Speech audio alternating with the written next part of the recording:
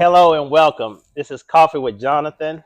Again, another episode, a special episode. I have with me my dear friend, my brother, Ulysses Goree, a living legend.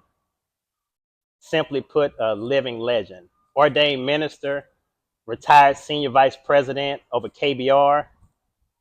KBR is Brown and Root. Let me tell you a little bit about Brown and Root if you're not familiar with that company. It started early 1900s. Two brothers, Herman and George R. Brown. Yeah, George R. Brown, that name. And Dan Root, a brother-in-law. They built watercrafts in World War II for America, the U.S. military, over 300 of them. They built the first offshore oil platform. Is that correct? That is correct. Good. They constructed NASA. Seriously, NASA in Clear Lake. And this man right here was over in a part of the project that built Minute Maid Park, which is now known as Daikin Stadium. What I really love about Brown and Root is their ability to foster quality relationships.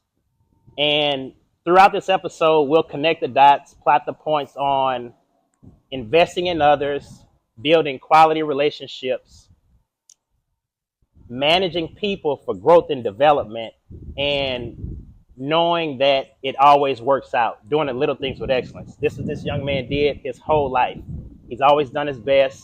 He came from humble beginnings. Scenic Woods? Scenic Woods. Scenic Woods. It's the north side of Houston. Went to MB Smiley. Finished from Prairie View, electrical engineer. Did great work. Brown and Root also, from my research, fostered the political career of Lyndon B. Johnson. That's huge. He started out House of Reps in Texas, and then he became a U.S. Senator out of Texas. And with that relationship they built a global brand. Later, relationships with the Bushes and everything like that. And but I just want to always show and highlight the quality of relationships and how important that is. Ulysses, Scenic Woods, Prairie View, humble beginnings. You grew up with no AC? I grew up in Houston, Texas. We call it the Bogus Street crew. Grew up in Houston, Texas without an air conditioner. My mom was a single parent, raised nine kids. Nine kids. She worked very, very hard, and she would not, even though she could have, she would not accept food stamps. She wanted to work and show her kids how to work, and having that value instilled in all of her kids, the value of working. Wow. Yes, and so she did it, and we were all grateful for my mom. Golly, the value of working. And you took that foundation and you just continued to take it to another level. You had an illustrious 34-year career at KBR where you were the highest ranked Black person of all time in that company. That is correct. Senior vice president over the Americas, which includes Mexico and Canada, along with India. Managing, guiding, helping over 3,500 employees. Yes. It was amazing. I mean, I go back to, growing up. I say humble beginnings, but I look at the value of working hard, especially in education. Having the education and taking school serious. And in my classroom, I always wanted to be the best. And so in the classroom, I'll study so I can be the best in my class, and which got me through high school. And in high school, number 8, correct? You graduated number 8. I was number 8 out of 500 students, and I was the highest ranking boy in my class. And of course, I had an opportunity to go to different colleges. At that time, I was going to be this great football player. And oh, wow. What position? Yes, I was a middle linebacker. The quarterback of the defense. The quarterback of the defense. And so from there, I went to Prairie View, gave me the opportunity to play football So you as played well as ball at Prairie View. I went to Prairie View, but after I practice and all, I ended up losing like 30 pounds, and I said, no, I'm done with football. Actually, the head coach called my mom and said, hey, Ulysses, it's not coming to practice, and she says that boy wanted to be a professional football player his whole life. If he's put his mind to stop playing, there's nothing I can do or say. It's done. It's done. So I focused on school because it took me away from my studies. I mean, you wake up, you go to class from seven to 3. You're at practice, you're at study hall, you get back at 9 p.m. I had an engineering, I mean, even though I always say I value the people that playing sports and The get, student athlete. oh, wow, and getting an education. And I took that value when I started hiring people for KBR. I'll take a person that played full-time varsity sports in college with a low B average versus somebody with an A, because they was they were complete. They had to get along with, they work with others. And so I always valued that, for you can still get an engineering degree and playing full-time sports. And so you always set out to be an engineer. How did that kind of come up? Was that at Smiley? Were you inspired? That started at Smiley. Okay. In the classroom. I'll never forget Miss Daniels. She put me in the classroom and she separated me from the other students for math. She said, I need for you, everybody else, y'all work on this. But then she gave me math, just me in the back room by myself, and gave me math for me to absolutely work on, like algebra and things like that. And she asked me, she said, what do you want to do? I said, I don't know. At that time, this is when computers start coming out. Oh, got it. And she said, you ought to be an engineer. And then, of course, just like that. Now, back then, there was no internet, so I had to go to the library do some real research. and do the research. And I looked at mechanical, electrical, chemical, but I always liked electrical. I mean, I used to take the telephones apart and take them apart and put it back together. I remember I had an interview back then with Southwestern Bell, and in that interview, I asked the person that was interviewing him, I say, listen, you only need L1 and L2, the wires for the phone to work. Why do you need those other wires? Wow. He went totally quiet. Then I found out I can tap into your lines, and because only L1 and L2. Yes, right. Yes. For the phone call. Right. Yes. So I always like to tinker around, and so I did the research, and electrical engineer was what I wanted to be. Incredible. So now you're at Prairie View. You graduate 8 at Smiley. You're at PV. Kappa Alpha Psi. Tell us about that. Incorporated. Yes, sir. So when did you pledge? Tell me about that experience, as much as you're comfortable with. What values did that bring out of you? And how did you pour into that, into that chapter? So, once football, then I, concentrated on my schoolwork and engineering. My grade point average was pretty high, and you had to be high. Pretty high, sir. It's pretty high, sir. At the time, it was like a 3.7 or so. That's pretty high, at the time. Sir. And so then I pledged Kappa Alpha Psi. This is sophomore year, maybe. This is my sophomore junior year. Okay, got it. This was in '87, and it was 12 of us that pledged for over 10 weeks. Wow! And we're still close today. We're on. And this is '87. This is 1987. This is school days. School days pledging. That's right. That's right. Wow! But I can say no hazing. Okay. Yeah. You got it. Got it. But we did that, and in spring of '87, and then ended up being the president of the Zeta Beta chapter At PV. At PV during that time. Climbing the ranks. Climbing the ranks, and then just going back and giving into the community. It was at that time KBR Kappa was about community. So I had the opportunity to lead our community service. Nice. So we gathered Hempstead, Prairie View, got a lot of the kids, the surrounding community. Awesome. Went to the schools. I went to the schools. At that time, I think it was Halloween. And so we went to the schools, gave candies, and then we had a party for them at a local center. Right. And so everybody in the community came out. It was one of our successful events as far as community service. And so you guys were in it. I was instrumental in doing that. And that's what the frat is supposed to be about. Yes, it's all about community service, giving back, and brotherhood. Showing them what brotherhood is. That is correct. That is correct. So now you move into your senior year. And you go to your advisor, and they say, "Hey, you need a class. You need one more course."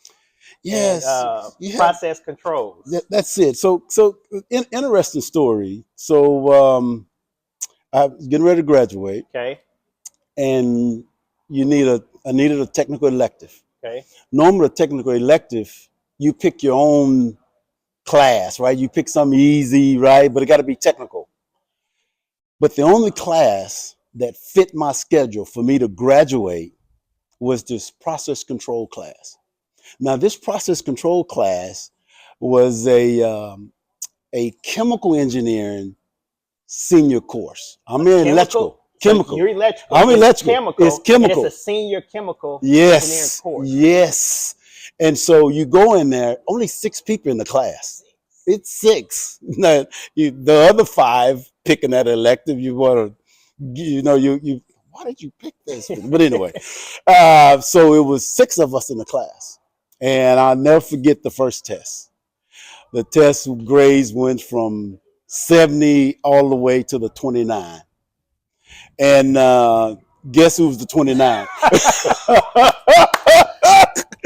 And I felt like Jesus at the time. Oh Lord, why hast thou forsaken me? 29. 29. And so, how do you recover from that? So I end up getting with the guy that had the 70, and just started studying with him. I just rolled up my sleeve, relationship with him, and so we got together. We studied and I knock on his door every day. This guy keep coming. I just kept coming. They got to finish, man. And so the professor, the next test, the professor did the exact same thing. He put the grades on the board. Yeah. It went from a 92, like an 85, all the way down to like a 68. I was like, everybody's increasing. Yes. I said, I'm a 68 now. You still at the 68. You still at the bottom. No, I was the 87. Yes, I was the 87. Second test. The second test. And end up having that particular class. The semester wasn't over yet, but I had an interview. With KBR. Okay. And in that interview, a real interview or intern? It was a real interview. It was this. I was getting ready to graduate. It's done deal. Done deal. This is it. And this is what year? This is in 1990. 1990. This is 1990. And so I go in, I put in my application, because you have to put in your resume and they pick your resume out. What position did you apply for? Just a electrical engineering. There was no any particular group. No, it was no group, and you just put in your. Correct. So, and I went to the career fair. Okay. And I gave the guy my resume. And then guess the manager that called me. What group? No way. The manager of the process control engineering group called me for an interview. And so I'm like, that's divine. It was divine. I mean, it was nobody but God would put me in a situation like that. All the groups KBR has, different departments, different sections. Yes. The process control group called me for an interview. But you had that senior year I had that. I Hiccup, had that. right? That's Yes, turned into be a great blessing. excellent blessing. I mean, KBR has done wonders for me and my family, my career, and so Yeah. I end up having that interview, and KBR ended up hiring me Process control as a group. process control engineer. Just imagine that. I So was nobody but God, and absolutely. so I end up going into KBR and joining that group in 19. Well, they hired me in 1990. Actually started January 14, 1991. Wow. And I'm gonna share with you a quote, man. W.E.B. Du Bois in 1888, he was at Fisk University. He was around 20 years old. Okay. He says, education must not simply teach work, it must teach life. Mm. TV, Smiley, um, what did that teach you, those foundational life principles, in order to be so successful with those career endeavors at KBR? You know, I always like to, I would say, grow where you plant it. That's And beautiful. what I mean by grow where you plant it is be the best you can be at that particular role you have now. You know, a lot of people, I want to be manager, I want to be this. So, but what about the job that you have now? Eat what's So, on your plate, right? yeah, so grow where you plant it. Whatever Beautiful. position that you might have, you just grow where you plant it. You could be the guy that's sweeping the floor Frying chicken. or frying chicken. That's right. KFC story. KFC. Yes. Look, you guys, he told me this great story. He was working at KFC, and what I love about Ulysses is he always does the little things with excellence, and that's what success is doing the little things with excellence, having certainty beyond logic. And he understands that, not looking around the corner, not seeing if the grass is greener on the other side. He fertilizes his yard. That's what he does. And he's told me he was at KFC. And correct me if I'm wrong, man. And no, go ahead, tell the story, man. Tell the story, dude. That's a great story. So I was pretty good at frying chicken. This is high school. This is high school. Yeah. And you know, 7-10-7 is some of the rules that we use of frying chicken, and I had all the procedures down packed, and the manager at that time, oh man, my divisional leader is coming, and you're my best cook. Can you skip school? Wow. Can you skip school to be here with my divisional manager come around? Yeah, make him look good. I went home and told my mom, and you can imagine my mom, you're not skipping school.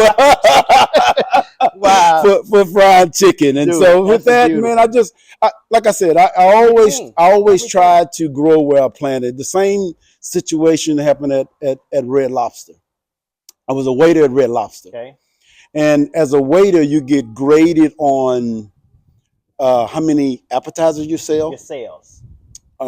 Drinks you sell, and desserts. We call them add-ons. Got it. And so there's a winner each week for who sold the most appetizers per person. Got it. Different categories, right. Alcohol, drinks, as well as desserts. And so you get a person to win. And this one manager, he's been in 20-some years at Red Lobster.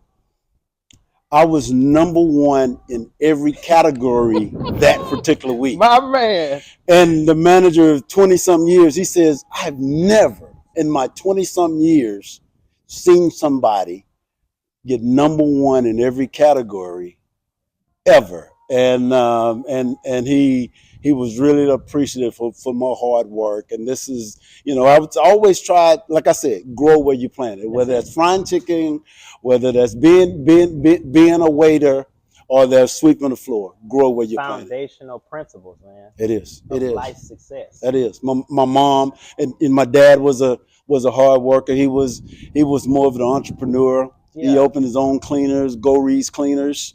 Wow. Had that in City Gas. Nice. Yes. Nice. Yes. Wow. And that's what it is, man. The little things with excellence, growing where you plant it. Mm-hmm. That's a beautiful thing. And giving back. You've always given back. And what was interesting, during your tenure at KBR, as I was doing my prep work for you, I noticed that you always shouted out people. You always uplifted. You always helped. You always, you growing and development, and you always wanted to see people climb. Yes. It's not like you wanted them there to do a good job where you at and stay there because I need to be here. No, it's like, hey, we're gonna climb together. We're gonna work together. We're gonna climb and climb and climb. And so now you're at KBR, late '90s, 1999. You preach your first sermon. I did. Ordained minister too, y'all, of course, Yes, right? yes, Absolutely. yes, yes. What made you, did you get the calling like they say, or was it something that you always aspired to? Did somebody say, hey man, you always give us good insight on everything, Yeah, won't no, you, no, didn't have any aspiring to be a preacher or anything. It was just it was a calling. It was a calling. It was definitely a calling. Do you remember that first sermon that you preached, the topic? I do. What was it? Shadrach, Meshach, and Abednego. I preached that particular sermon about God will protect you in any situation that you might have. You might get thrown into the fire, but He'll be there with you, and the smoke will not touch you at all.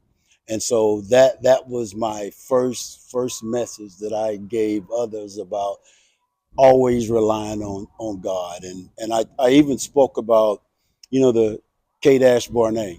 The children of Israel, before they got into the promised land, they was in this area that's called Kadesh Barnea. Mm-hmm. And KBR had sent me to Reno, Nevada. Sin City is what they call it. And in that, I was in the local church. I found a local church there. Okay. While I was on assignment. I was on the deacon board at that particular time in Reno, Nevada. So I was there by myself. My family didn't go with me. It was just me. And so I'm in this community. I'm leading service as a deacon in this unknown city I'd never been to before, and my faith just grew. And so God worked with me just like He did the children of Israel in Kadesh Barnea. I call that my Kadesh Barnea, where He dealt with me. And then after that, then that's when the calling absolutely came. At that point, right after that. Right after that. It's a beautiful story, man. Right after that. 2005, you decided to continue your education. You went and got your MBA. I started in 2003. Didn't finish until because I had 4 kids. I was working full time, and so I had to go to classes on Tuesdays and Thursdays, and so it was me just buckling down and going. I said I want to get my master's, and I ended up getting my MBA, and it helped me in my career as far as financially, right? So when I started getting those management positions, right, as far as financials, I mean, I knew the numbers. So never I had my manager to come talk to me, well, what about this number? Why is this number? You're not. No, it was not the case. I mean, it was, my numbers were always pristine. And yeah, it is because you have to be able to look at, you have to know your numbers. I mean, you are what you measure, right? If you as a manager and you're managing a lot of people and you don't measure what they're doing, right, then you'll know some things will be falling by the wayside. That's on you. It's on me, and you're only as good as the ones that's work for you as well. And so I always said that you are what you measure. You have to go in as a manager and be able to measure or have tools in place where you can measure the operation. Wow. So you get your degree, you're climbing management roles. Singapore, what year around about when you were in Singapore?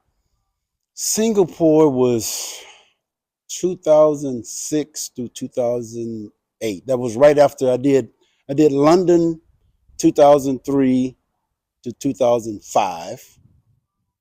And then I did Singapore 2006 to 2008.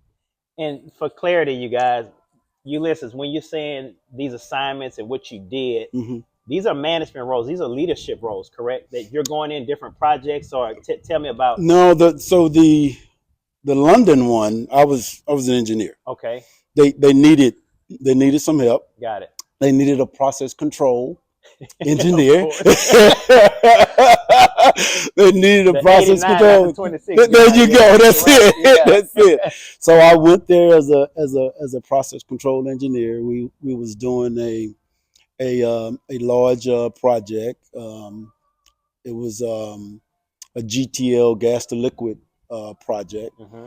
and so I helped with the process control programming for that particular project. And I was there from 2003 to 2005, helping them on that project. Got it. When was your first leadership role, the management leadership role, when things really start to, shift for you? It was, I think, I would say it was probably managing. I was a engineering manager Uh-huh. when I went to Singapore, Okay. and so I was managing people at that particular time. Got it. But I was managing them on a project. Gotcha. But the reason I got a lot of them to be able to respond to my leadership skills better, because I respected them and the way I talked to them, and they were human beings, and they knew that I invested in their careers, and I would teach them and try to bring them along. I mean, that project, I had people in Singapore, I had people in Indonesia, Jakarta, Indonesia, as well as in Mexico and Houston. So we had that project was in 4 different places at Wow. that time, and so you had to manage Simultaneously, this is what's happening. this is what And happened. this is your baby. This was my baby, and so each office I go to and motivate the guys to get them going. And the manager at that particular time was over Singapore. He said, "Hey, Ulysses, I like the way my team respond to you. They respect you. Relationship, investing in others." And he said, "I'm getting ready to leave this position, and I'm going to recommend to my bosses that you take my position to lead the Singapore office." And I was honored, but my boss in Houston got wind of that and said, hey, wait a minute now. And he said, "Hey, I have a position for you. I want you to lead the process control group here in Houston." So that would be overall is leading the process group. Yeah, so I would be that department manager. And that was really my first leadership position that I had, of leading people and investing in their careers and advancing their careers, and so that was the first one for me. Wow, to be the first of many. Yeah. Have you ever applied for anything within KBR and was denied?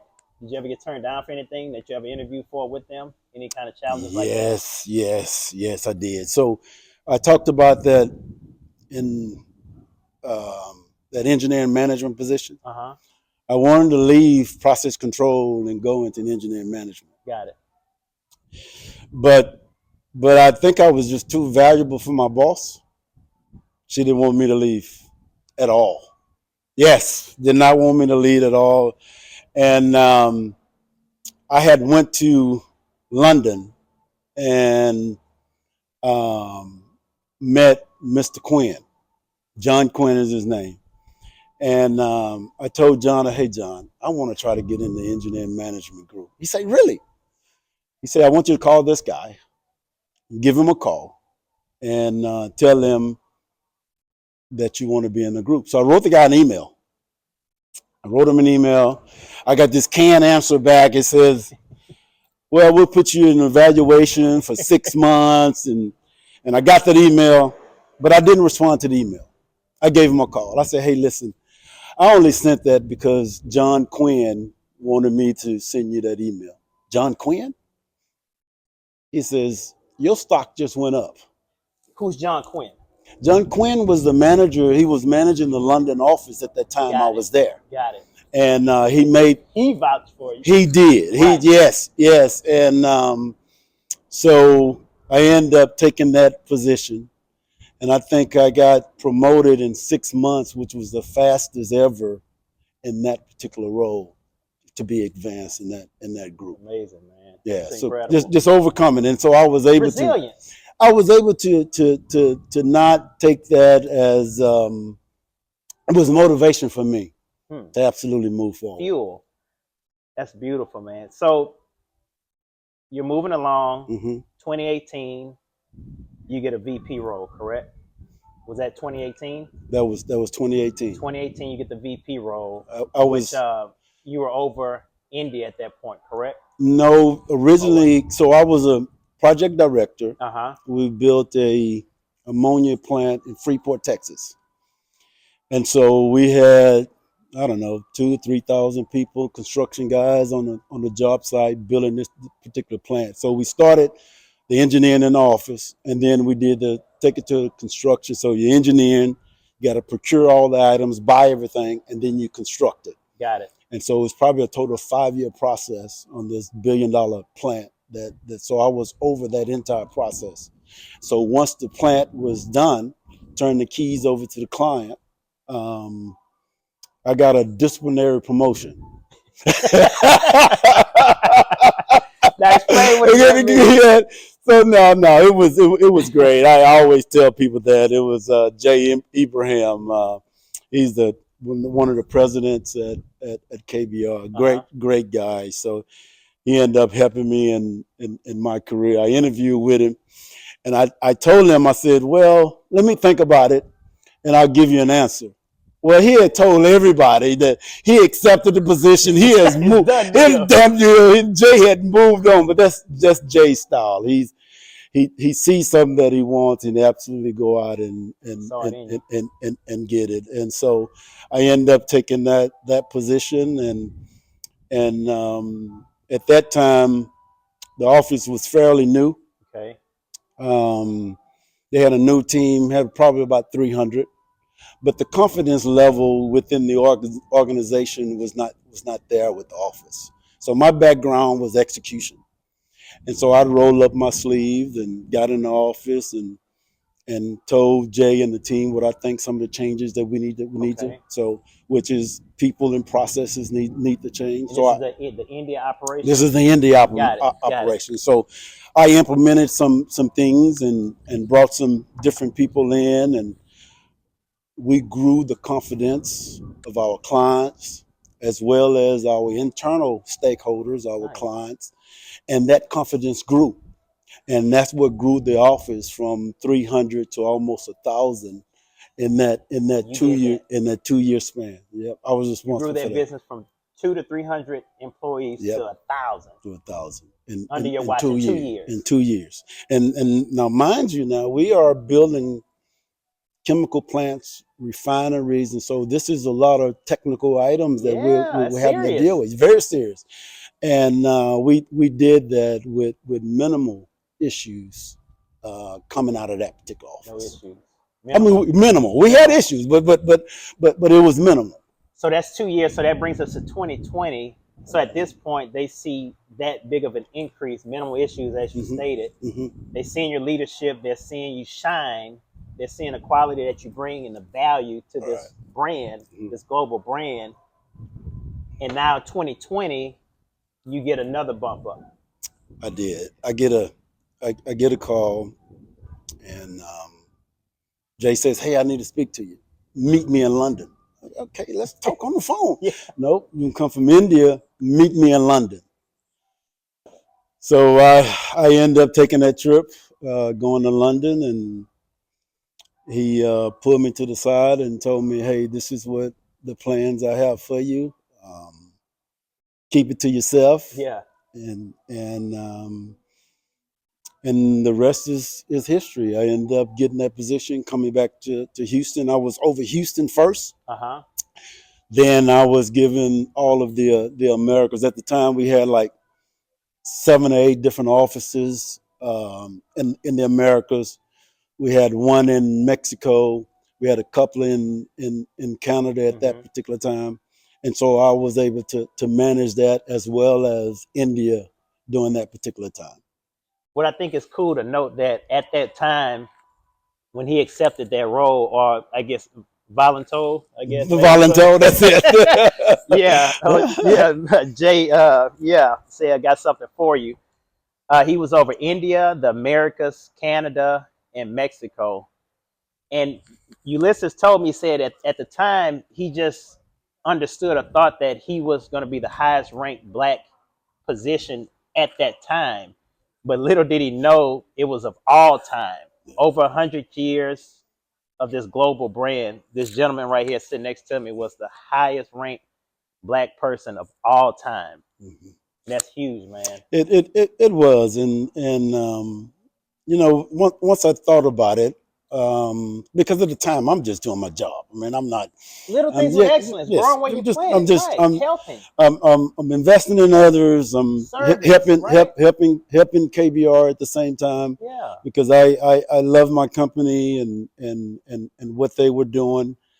And so it, I got to thinking about it, reflecting on my career when I said that okay, it's almost that time. hmm. Um, Been up purchasing a company a couple of years ago, and I just started reflecting. Yeah, name of the company is Stash Houston Logistics. So of course, y'all, this guy doesn't stop.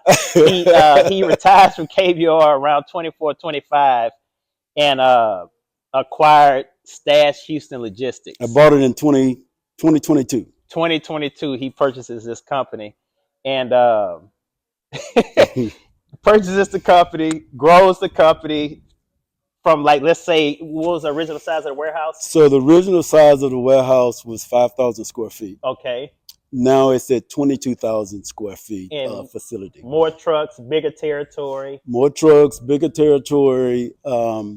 We purchased the company from a beautiful couple, Matt and Cassandra Brand. What does Stash do? What do you guys do? So what we do is we interior designers are our clients. Okay, So we do white glove receiving. So for example, if the Haskins was getting a new home or a business, the interior designer would say, Mr. and Mrs. Haskin, you need this type of furniture for this room, that room for the entire house, got it. artware, rugs as well. So they buy that for the Haskins and they ship it to us. And so we do white glove receiving. So we open every box, we inspect it on their behalf, and then we store it in our warehouse. And once it's stored in our warehouse, once your house is ready, your business is ready, we have a team of guys that will go out and do the installation. And in that installation, we have it set up, we hang the art, we set up the furniture. So it's move-in ready once we're done. And so, like I said, the square footage was 5,000, now it's 22,000 square foot. Had 4 or 5 Wow, guys. man. Now we have about 15 guys, box trucks. Wow. So business has been good. Well, you're putting your value on it. Yeah. Everything that you learned since day one, you just pouring into that business. Yes. 401k plans for them. Yeah. So for the team that's there, they've been there since the business started in 2021. Got it. But I wanted to do something for them, and for those guys that work there, I started a 401k plan. And so they all have a 401k plan at Stash. Congratulations. I'm bro. getting ready to That's say amazing. KBR. Yeah, right. At Stash. Yeah, at Stash. Man, that is amazing. Congrats on that. Thank you. It's a blessing to have you in Yep. those roles. I'm sure you're shining the light, generational wealth, understanding, helping families out, helping communities out. You are still doing it. Yep. Kappas, right? You're still doing it. It is. You're still Kappas doing it. You're is, still doing it. you know, I Laurel Wreath. yeah. So that was amazing. So one of the highest positions in Kappa is the Laurel Wreath, and Right. that's about achievement. Got it. An award. The And award. the award. Got it. And we had our 50th anniversary. So in 1970, Prairie View Zeta Beta chapter started, and we had a 50th reunion. And the highest award at that particular time, and they gave out, and they said, Ulysses Goree. Yeah. Oh, So I you said, had no I idea. had no idea. no idea at all. Tell us about the Laurel Wreath Award. What is it about? Like achievement, giving back? What is It's it? Like philanthropy? What is it's it? achievement is giving back. One of my close friends, Terry Smith. He owned Smith Architects here in Houston.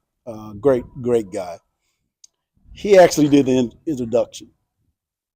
So in his introduction, he says, when I seen this, he wasn't a Kappa at the time, but we took a class together. Okay. And he says, this dude is smart. Who is this particular guy? and then one of my days, and not something I'm not proud of, but I'll say it, and we end up getting into a scuffle with one of the other fraternities. Got it. It happens. And it happens. And he said, look at this dude. He's I want to be in that fraternity. Wow. He said that I was influential in getting him in our fraternity. So he did the introduction. I forgot all about the story, man. He did. He was on stage talking about he grabbed back and and he presented that award. And he absolutely presented it. Congrats on that. Yeah, thanks, man. Thanks. Appreciate that. Mayor John Whitmire. Yes. You received a proclamation. Yes. Yeah, this guy's serious, y'all. He received a proclamation where on May 2nd of every year is Ulysses Goree Day in Houston. Yes. This guy right here has his own day.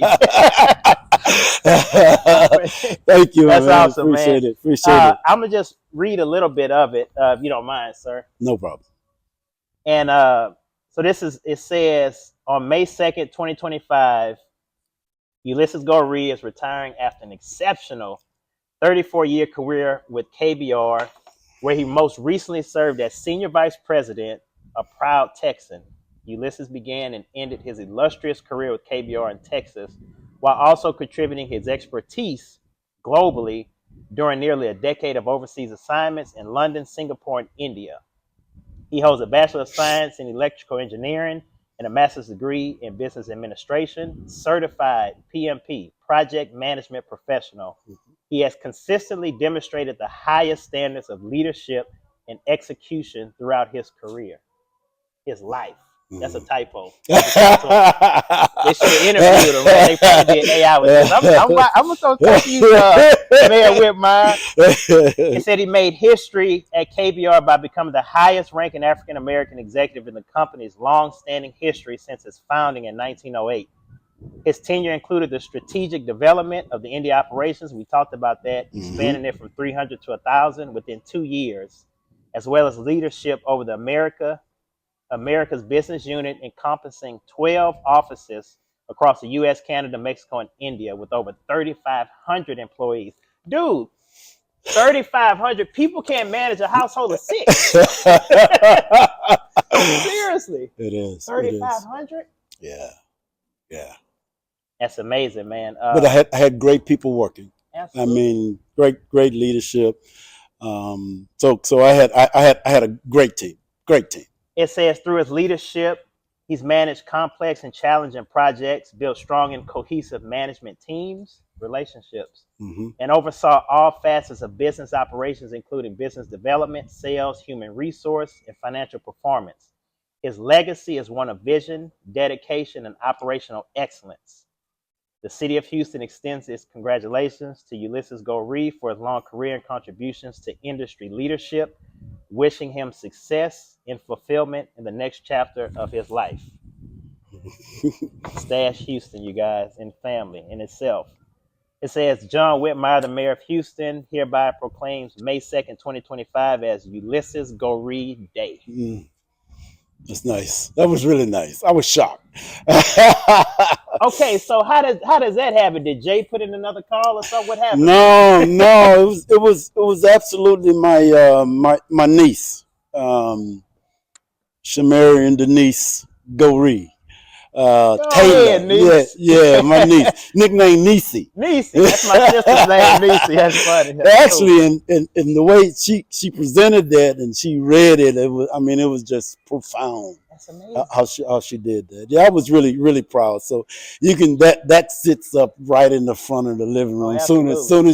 Soon as you walk in. Look, y'all, he texted this to me about 4 times within the past few months of preparing. I say, man, I got it. I got it. He said, you sure you got it? Nah, that's awesome, man. That's good. This was good. Congratulations, Thanks, man. I man. really appreciate you. Everything that you've done as a friend, as a brother, you're a huge light. Yeah, and I love how you shine it. Thank you. And you continuously shine it each step and everywhere you go. You just feel it and you know you're there. I'm gonna tell you something cool. One of our teammates at the market, Brandon, we always tease him because he met you one day and he said, "Man, who was that brother, man?" He said, I said, "Oh man, that's Ulysses, man." He said, "I said, cool." He said, "Man, he's smooth." Oh God. I said, "Yeah, man." I said, "Look at him, he's sharp." I said, "He's smooth, man." He said, "Man, he kind of remind me of Billy D or something." Oh, look. So every time it's Billy D. Williams. Go ahead and Google him, y'all. If y'all don't know. Yeah. So what happens is that so every time I mention you, I say, "Hey man, I'm about to interview Ulysses." He say, "Who?" I said, "Man, Ulysses, man, KVR, man, the highest rank, da da da." He said, "Man." I said, "Man, Billy D, man." He said, "Oh, Billy D." Oh God. Yeah, so that's our running joke, man. Good. Thank you, man. Seriously. You're welcome. So last question, Ulysses. What message does the world need now? I think the message is grow where you planted, do your best where you're located, and invest in others. I think truly, I'm not just talking about the resources. I'm talking about time. I'm talking about spending time. I'm talking about just investing in others to help them in any kind of way.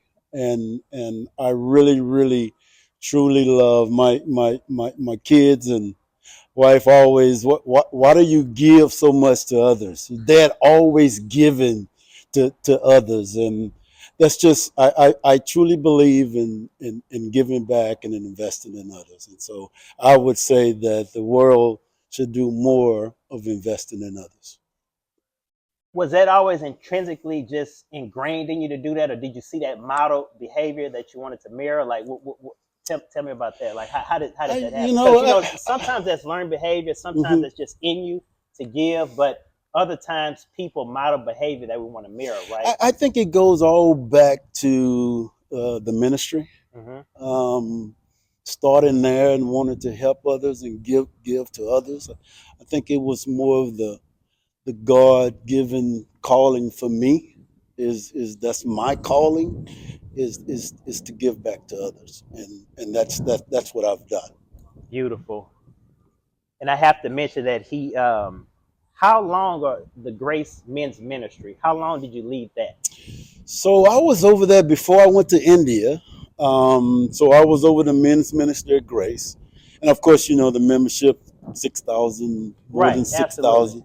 And so I led the men's leadership there, and had a great time. And so I had to give that position up when I went to India. A great friend of mine, Trip Davis. He was a long term leader of men's there, and but Pastor Scott and Pastor Brett Jones are the pastors there. Love those guys, and have a great relationship. Yes, without a doubt, without a doubt. Leadership, resilience, investing in others, doing the little things with excellence, having certainty beyond logic, meaning that's another word of saying I have faith. And I believe the best outcome will happen. I know that everything that happens is for me. Positive thinking, it works. I'm telling you, he's living data. If you know me, I'm living data of that also. I learned so much from him. I do. Love this guy dearly. Thank you, man. Thank you. Enjoy this. I'll link in the website in the YouTube description at the bottom. Java Man Coffee. Really good stuff. Mark, local roaster, love to support local. If you know anything about me, that's what we do. And it's been an honor. Mm-hmm. Thank you so That's much, man. great. Love this. Thank you. You're welcome. Awesome. Yes. You guys have a great day. Thank you so much.